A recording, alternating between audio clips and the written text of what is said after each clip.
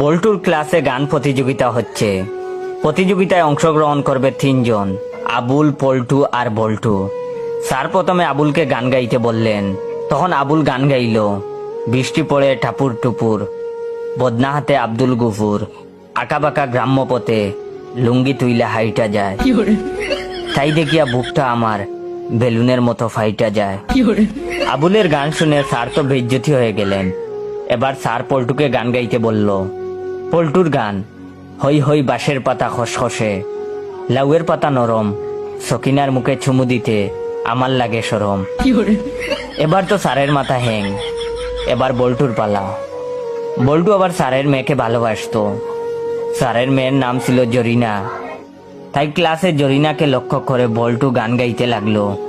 চাঁদ উঠেছে আকাশে, জরিনা আমার বাম পাশে, আমি সমুদ্র জরিনা ঢেউ, জরিনা কুত্তা আমি ঘেউ।